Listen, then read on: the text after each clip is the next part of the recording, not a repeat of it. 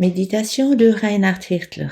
Good morning, good morning, good morning. Bonjour, bonjour, bonjour. Let's keep on going with verse 7 of Ephesians 2. Continuons avec Éphésiens 2, 7.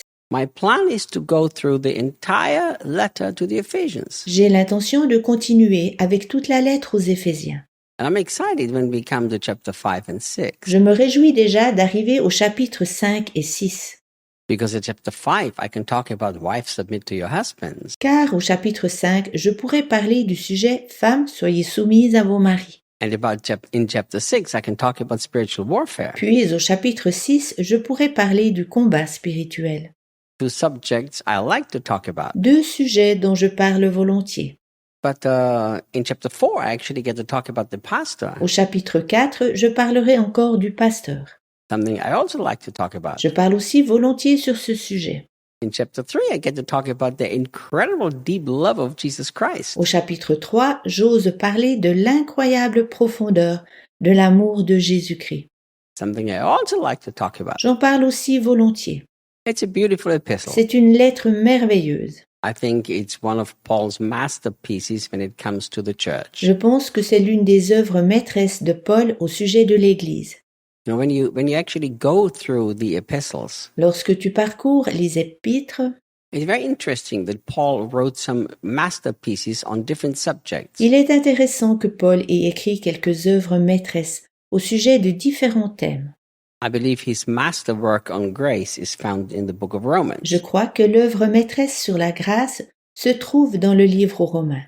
His masterpiece on how the church is supposed to function is in Ephesians. Son œuvre maîtresse à savoir comment l'Église devrait fonctionner est dans la lettre aux Éphésiens, And the power and the authority of the church. où il en va aussi du pouvoir et de la puissance de l'Église. So Paul was an amazingly wise man. Paul était un homme incroyablement sage. And yet, he had the sensitivity to write what the Holy Spirit told him. Et malgré tout, il avait la sensibilité d'écrire ce que le Saint-Esprit lui disait. Why do I say these two things? Pourquoi dis-je ces deux choses? Because I believe it's very hard for people who are extremely educated to still be very sensitive to the Holy Spirit. Car je crois que pour les personnes qui sont très instruites, il est très difficile d'être malgré tout sensible au Saint-Esprit. Because they have learned so much, they usually rely on what they have learned. Car elles ont tant étudié que normalement elles en restent à ce qu'elles ont appris. And Paul was this highly educated man, and yet he relied totally on the Holy Spirit. Paul était un homme hautement instruit et pourtant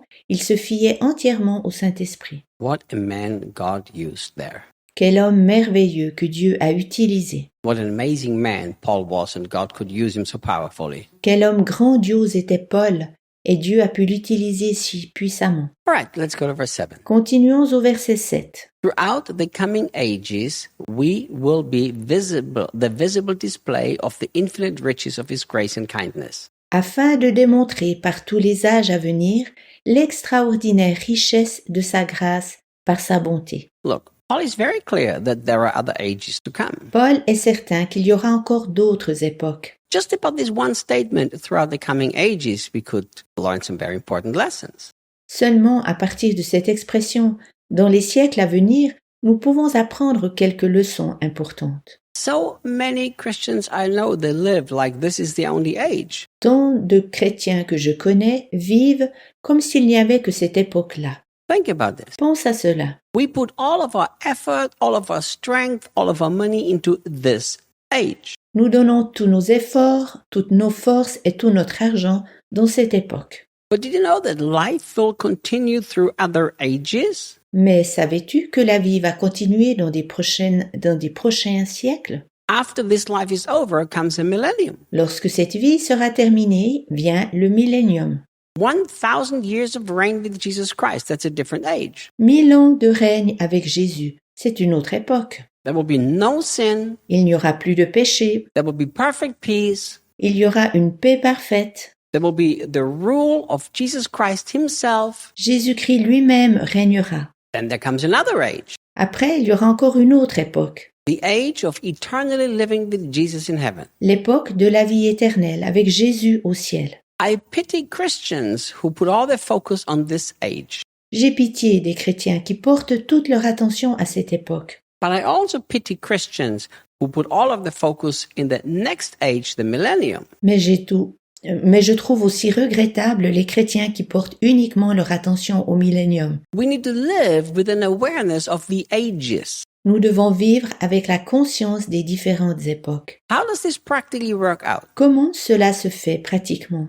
I need to enjoy this very present age. Je dois jouir de l'époque actuelle. I cannot live only in the hope of the coming ages and not enjoy this age. Je ne peux pas simplement vivre avec l'espoir de la future époque et de ne pas jouir de l'époque présente. I believe that's very wrong. Je tiens ceci pour faux, And I tell you why. et je te dis pourquoi. If you study the recent church history, Considérons la plus jeune époque de l'histoire de l'Église. the beautiful time of the hippie movement where hundreds of thousands of people got saved. La belle époque du mouvement des hippies où des centaines de milliers de personnes furent sauvées. We talked about that through when I mentioned the movie Jesus Revolution. Nous en parlions lorsque j'évoquais le film Jésus Révolution. Do you know why that movement stopped? Sais-tu pourquoi ce mouvement s'arrêta?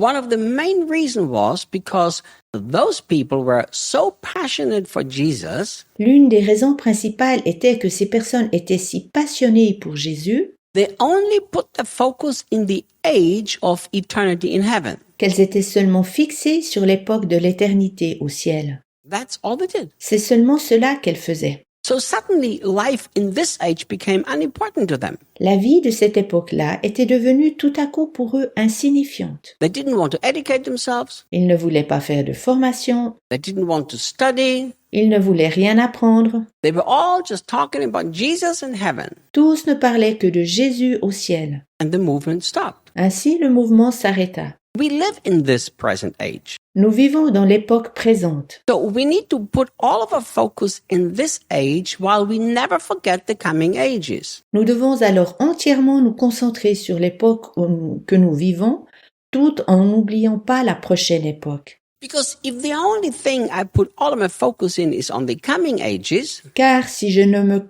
me concentre que sur la prochaine époque, I will be a very bad witness for the people who live in this age. je suis un très mauvais témoignage pour les gens qui vivent dans cette époque-là. Remember, Pensez-y. God put us in this age and we need to live in this age well. Que Dieu nous a mis dans cette époque-là et que nous devons bien y vivre. The Bible says that Jesus was anointed with the oil of gladness. La Bible dit que Jésus a été oint d'une huile de joie. So Jesus was not a miserable man walking around earth waiting for one day to die on the cross and take people to heaven. Jésus n'était donc pas cet homme morne qui parcourait la terre attendant de mourir un jour à la croix afin d'amener les gens au ciel. He was a man who was full of joy walking the earth. Il était un homme plein de joie qui marchait sur la terre. I'll see you tomorrow. À demain.